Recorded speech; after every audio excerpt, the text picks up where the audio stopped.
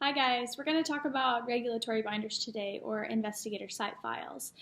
First of all, what's a regulatory binder? A regulatory binder is going to house all essential documents needed during the lifespan of a trial or a study. And it's going to have all essential documents necessary to complete a trial. When I get a new study, I like to use the same setup throughout each of my regulatory binders. That way, when I have to quick reference something, I know generally where it's going to be in each of my binders.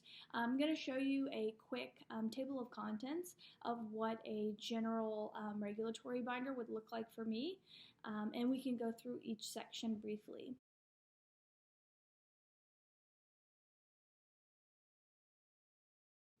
First, we're going to have a contact list.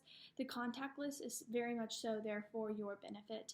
In case of some sort of instance where you need to contact either the sponsor, the CRO, a vendor, it's going to have all primary contacts in and on that contact list.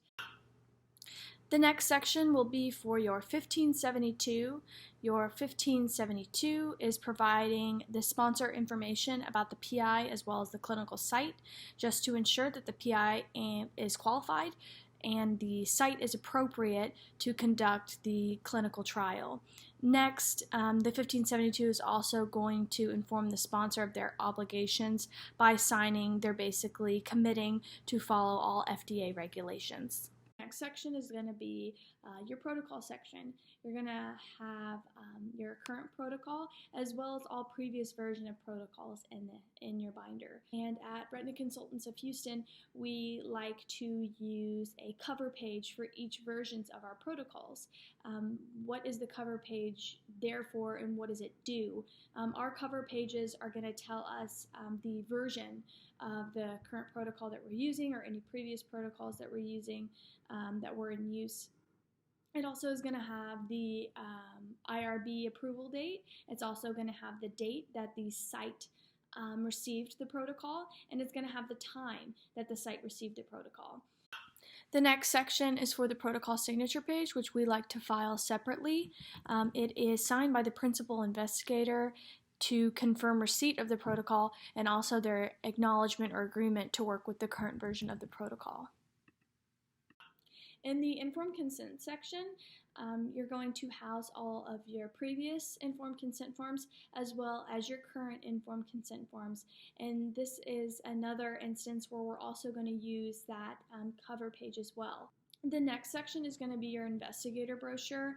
And again, we're going to house all of the current, all the previous as well as the current versions of the investigator brochure. And again, still using that cover page. The next section will be the IP signature page. Again, we like to file our signature pages separately. The IB signature page will be signed by the PI for acceptance of the responsibility for the investigator brochure. Your next section is going to be your site signature and delegation log section.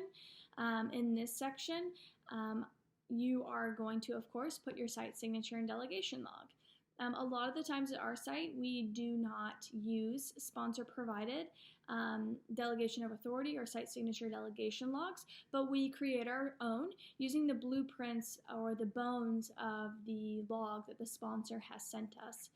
And also, a lot of the times at our site, we do not keep our site signature delegation logs in our regulatory binders, and again, that's fine.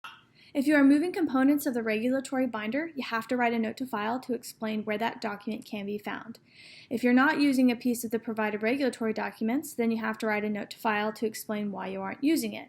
So for example, my site signature and delegation of authority log note to file will sound something like this.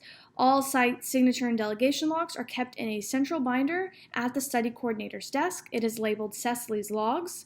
Also, the site will not be utilizing the site signature and delegation log provided by the sponsor. The site will utilize their own. The next section of the regulatory binder is the training and certificate section. This is one of the harder sections, in my opinion, of regulatory, especially if you are taking over a study from another coordinator. We will touch on this as well as our journey through the rest of the regulatory binder in our next video.